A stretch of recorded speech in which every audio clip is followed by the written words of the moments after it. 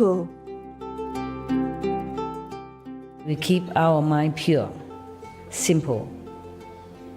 Have what we use what we have what we need. Need and greed are different. Therefore, we have to keep our mind in a straight line, knowing how much the mind can lead us astray. We have to keep it under control, using the Buddha's teachings. Please continue watching to find out more. Supreme Master Ching Hai's lectures are not a complete meditation instruction. Please do not try alone. For free of charge guidance, please visit godsdirectcontact.org or contact any of our centers near you. Today's episode will be presented in English with subtitles in Arabic, Aulasis, also known as Vietnamese, Bulgarian, Chinese, Czech, English, French, German, Hindi, Hungarian, Indonesian, Japanese, Korean, Malay, Mongolian, Persian, Polish, Portuguese, Punjabi, Romanian, Russian, Spanish, Telugu, and Thai.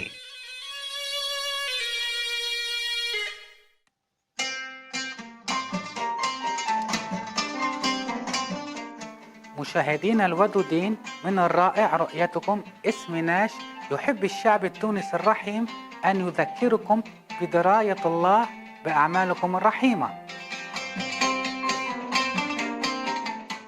تقع تونس على الساحل البحر المتوسط في شمال غرب أفريقيا، في منتصف الطريق بين المحيط الأطلسي ودلتا النيل، وتعتبر بوابة بين أفريقيا وأوروبا.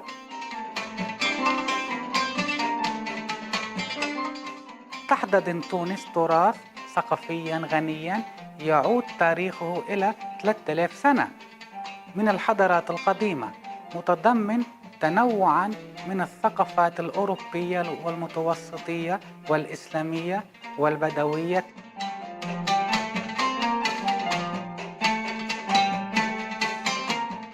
المناخ اللطيف للساحل الشرقي للبحر الأبيض المتوسط، قد شكل شواطئ زرقاء ياقوتية وأرض صالحة بامتياز لزراعة الزيتون.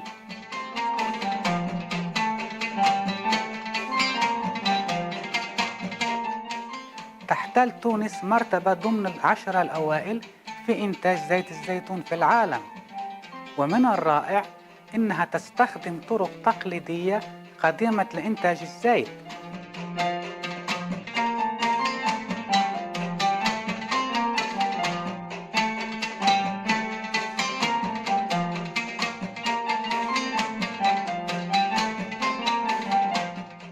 وتتمتع بالصحراء الصحارى الرائعة جنوب البلاد.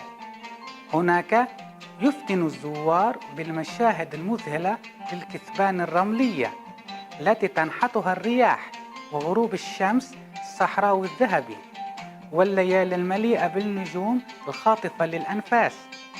ربما أعظم سحر في تونس آت من شعبها التونسيون أنقياء ويملأهم الشغف، يحترمون التقاليد، يستمتعون بالحياة، ولا يعكر صفوهم صخب وضجيج محيطهم. هنا حيث يمكن للجميع العثور على سعادتهم الخاصة.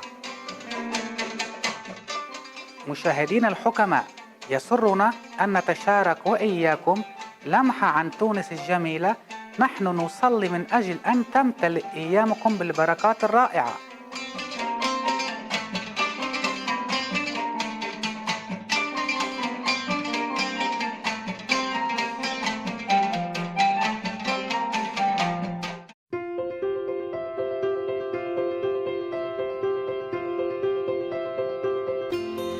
على مدى أكثر من 3 عقود كبيرة المعلمين تشينغ هاي تنير درب عالمنا من خلال تعاليمها الإلهية كمعلم حقيقي. تمنح المعلمة طريقة الكوانيين في التأمل لأولئك التواقين لاكتشاف طبيعة الله داخلهم وتحقيق التحرر الأزلي من دوامة الحياة الموت.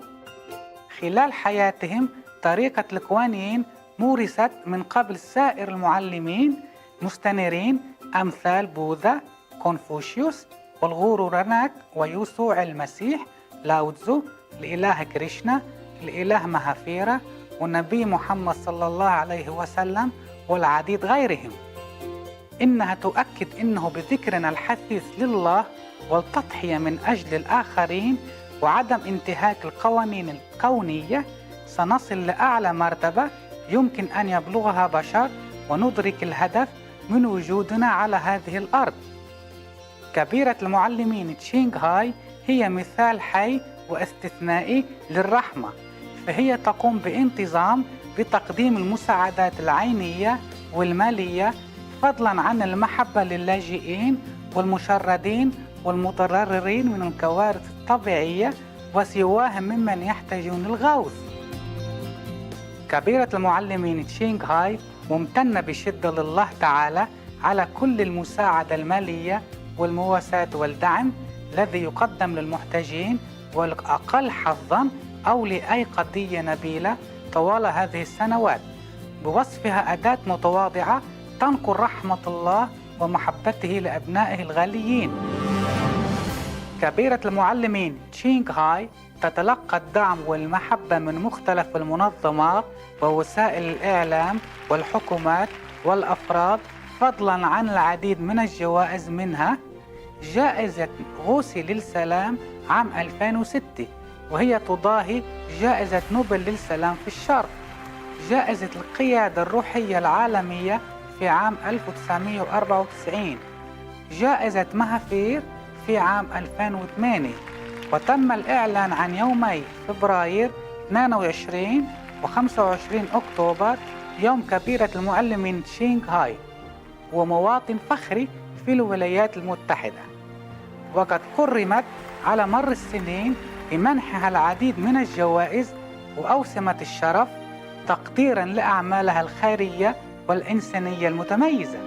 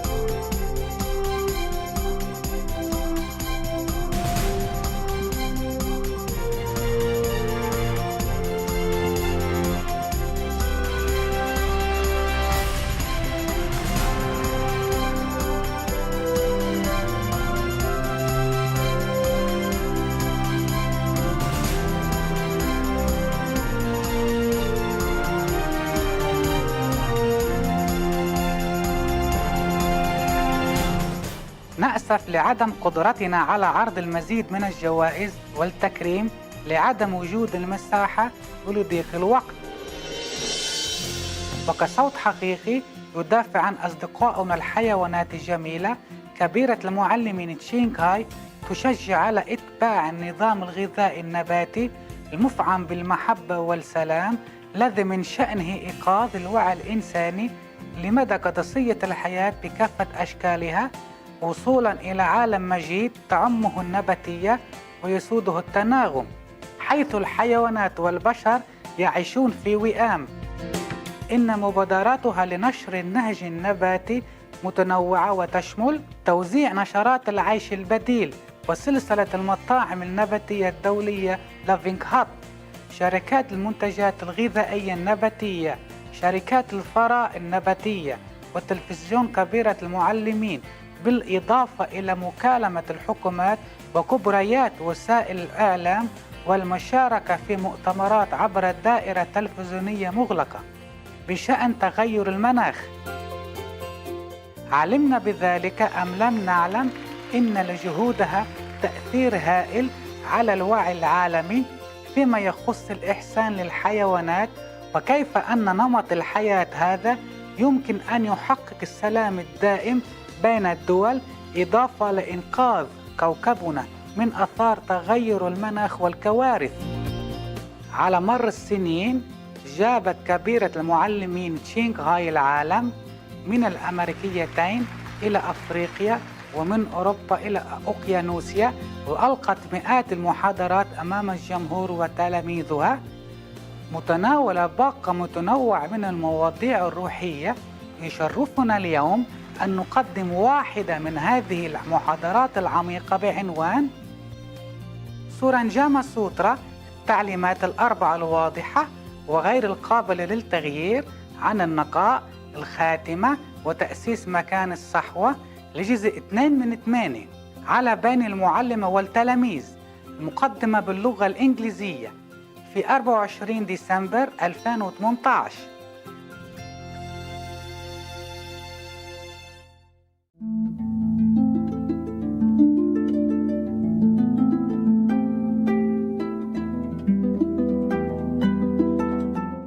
So watch all the time your mind, because your mind is tricking you all the time.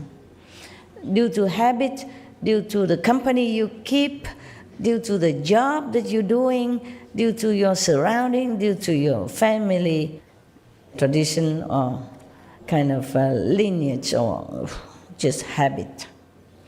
So watch it all the time, okay? This is the most difficult to watch. Because we always make excuse when we want to do something. We say, oh, I do that, because of this. Whether or not it's true, and you don't care. And that is also lying. Should not. Always watch our mind. The Buddha said that if monks' minds are as straight as the lute strings, true and real in everything they do, then they can enter samadhi and never be involved in the deeds of demons. I certify that such people will accomplish the Bodhisattva's unsurpassed knowledge and enlightenment. Yeah, the Buddha guarantee. Huh? I told you yesterday, just repeating.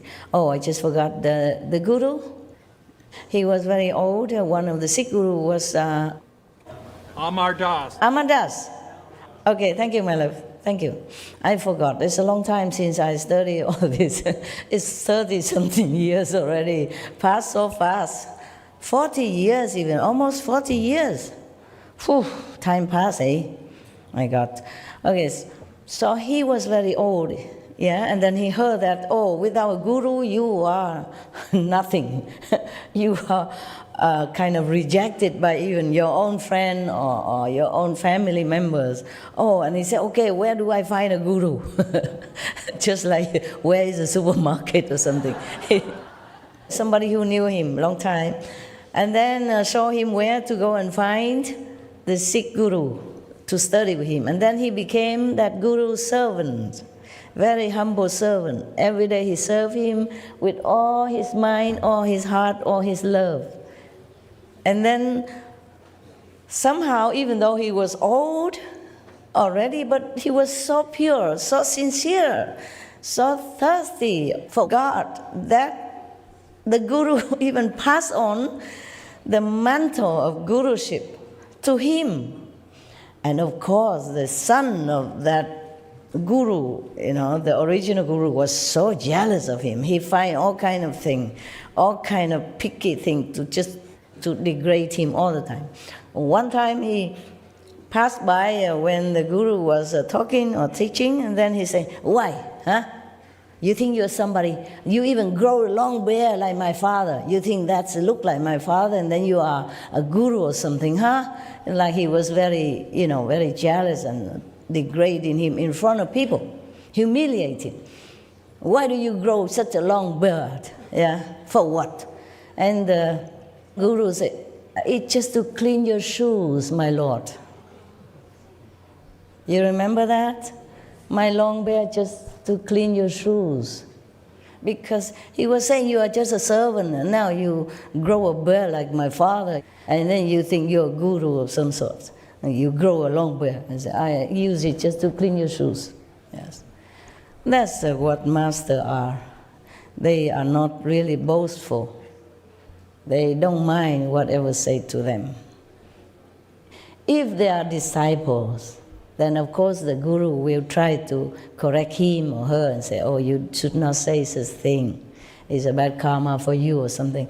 But this person, he's too arrogant and so too ignorant, and he was already out of tune with the father's, which was a Guru teaching, so he could not argue with him much. So he has to say, "I grow it bare long so I can clean your shoes with it." One time I was in India, and one of the master, I don't know what did I do, I don't remember, and he hit me on the head with his hand like this. I said, "You're too hard." So I said to him, "Please use your shoes, master. Don't hurt your hand." I really meant it. I was nobody anyway. And it's just a natural thing to react that way. Because normally, master, if they touch you or hit you, maybe they become contaminated by your karma. So I'm worried, so I told him, "Use your shoes to hit me instead of the hand." But he didn't hit again. Yeah. Okay. So now the Buddha here also tells us that even if you are a bodhisattva and you use your transformation power to do some worldly job in order to teach other beings, still you don't review yourself. Then the Buddha continued saying that if one does not practice any of these tokens of renunciations of the body on the causal level, then even if one realizes the unconditioned, one will still have to come back as a person to repay one's past debts, exactly as I had to undergo the retribution of having to eat the grain meant for horses. But I told you yesterday already, it's just the karma of the world and the disciple that made it happen that way, because the Buddha would never be in any defilement in order to have to undergo any retribution at all.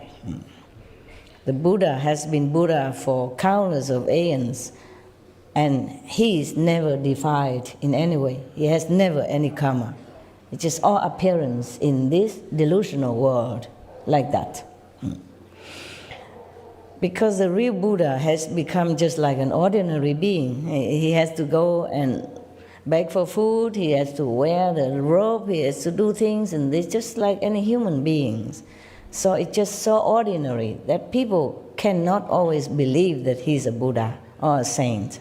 Even people try to kill him or assassinate him or harm him in many different ways, or even defiling him, accusing him wrong thing. Like one of the women came and accused that the Buddha make her pregnant. And then the Hufa beat her stomach up, and then the pillow comes out. But the Buddha would never say anything. It's just the Dharma God did that, and then the pillow comes out. Instead of any baby inside, just pillows. Yeah, the Buddha has never harmed anyone, even in that lifetime. He just went out, beg for food, come back, meditate, and teach his own disciples, mind his own business. And still somebody wants to, humiliate him like that. Imagine, huh? He done nothing wrong. Yeah, but he says something like, you don't wear leather, you don't wear silk, you don't drink milk, you don't eat butter. Oh, of course, it probably harms some business. Yeah, and some of these business people probably get angry with him and want to show him up, yeah, like that. So it is very difficult to be in a position of spiritual teacher. There's always some trouble waiting for you somewhere. There's always somebody who don't like you, even your own disciples. So yesterday we read all that already, so I skipped. Oh yeah, about the prostitute and everything, and butchers and everything already. Okay, Ananda, you ask about collecting one's thoughts. I have now begun to explain the wonderful method of cultivation for entrance into samadhi.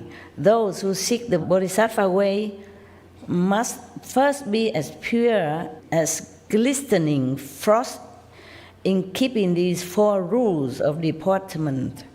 If one is able to never give rise to anything superfluous, then the 3 evils of the mind and the 4 of the mouth will have no cause to come forth. So just keep your mind, keep control of your mind. Every time something bad arises, just cut it off. Think of something opposite, something more noble, something clean, moral. Because the mind is just something, it's like a habit computer, and it just keep coming out whatever it has received, by the habit or by the surrounding, by the society, by the company you keep. So just keep him in straight line, yeah, walk the line. Before I forgot, we should really thank the past masters, monks and nuns and scholars who have taken time to record what the Buddha is teaching after the master's nirvana. And also for the past and present person, lay or monks or nuns who have really dedicated themselves, sacrificed their time and precious health or under any difficult situation to translate this so that I can read it to you. And we have to thank them. And may they be blessed forever by all the Buddhas, past, present, and future. May their merit be immense. May they be liberated forever. Thank you.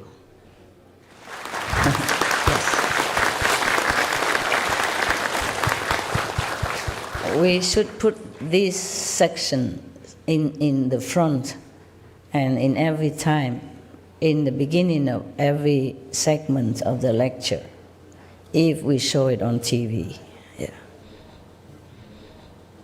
You should put it in the end also, beginning and the end of any segment of this lecture, of this continuous series of lecture.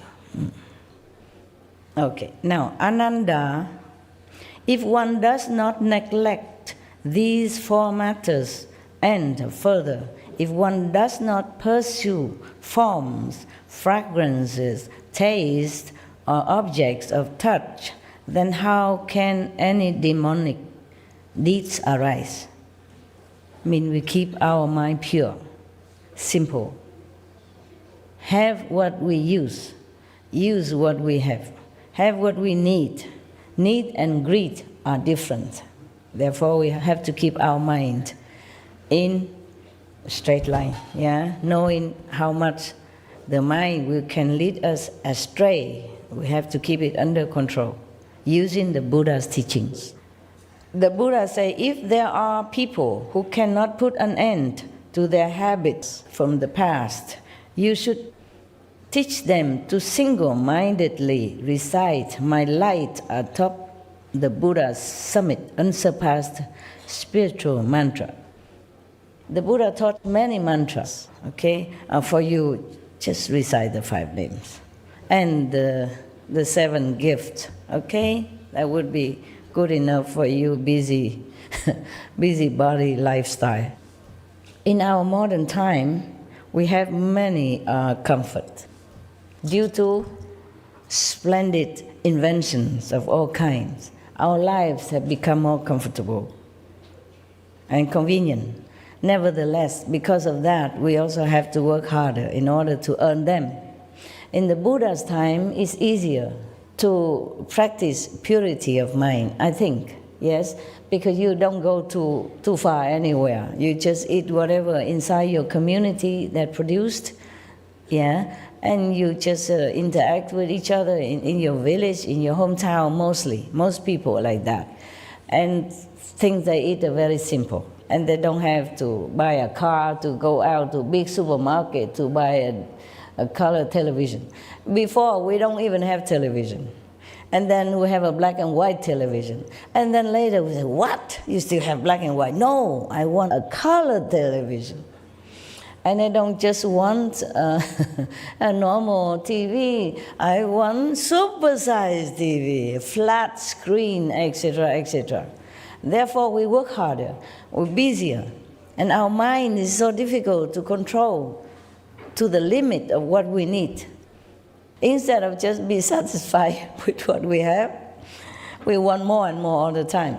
Therefore, we are always in need. And when we're in need, we must think of the way to have what we think we need. And then we forget what is important in life. We have to keep up with the Jones, and then we forgot that we should keep up with the saints. We should remember what's important, because this life we will leave behind. Everything we have, we must leave behind. Anytime, anyway. You don't even know if it's tomorrow or next day. But just too busy, forget.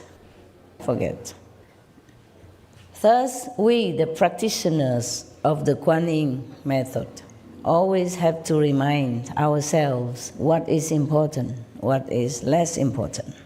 And whatever we can minimize, downsize your life, then just do that. So that you don't have to spend your precious moment thinking of how to get more things. A precious moment thinking of have to go out and buy this, buy that. To buy, you need car, you need other people, you need petrol, you need time, you need to earn money. And that will cost us a lot of time. A lot of time. A lot of precious time. And if we have also been married with children and kids, then good luck. Good luck to you. Because there will be no ends to your obligation and duties. You have to work harder. Being a monks and nuns is a tough job, but I don't know if it's tougher to be lay people with families and children and the in-laws and the bosai in-law and the death anniversary, birth anniversary, marriage anniversary. Whoa, if you forget. I think my life is tough because I work so hard. But it is different. I work for the world. I work for others. I don't work for myself. Of course, I do work for myself also, but that is not the point. Most important is work for the world, for others. So whenever I go somewhere, I do something. I always ask, is this good for the world? Is this better for the world this way? Where do I stay so that I can meditate better? Where do I stay so that I can get a better spiritual merit points to give it to the world? Always this question. I never ask like, where do I stay so that I get more food or more comfortable, I become more pretty and get more things, nothing.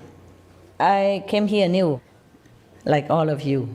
I have no true a house yet. I just stay in one of the ready-made house. You know, we have many buildings already here before, and all the Buddhas and Bodhisattvas, they resided here before we came. So I just let it be like that, okay? So all of you, the Christian, the Hindu, the Sikhs, the Jain, or the Seventh-day Adventists, the Hare Krishna, do not think that Master is biased with Buddhism. It's not like that. This place has been for Buddhists because the people are Buddhist, okay? They are vegetarian and all that. So they put a lot of Buddha statues, Bodhisattva, Bodhidharma, and all that around. And they also have other kind of lesser Bodhisattva, some divas or local gods and stuff like that, but they moved them all already. Their own gods they moved. Just the Bodhisattva and Buddha already stationary. They stand fixed, they don't move. So we just leave them as is, okay? If I can, I have time, I will invite others, saints, to come to our place. Yeah, because now this place is officially ours. We can have more gods.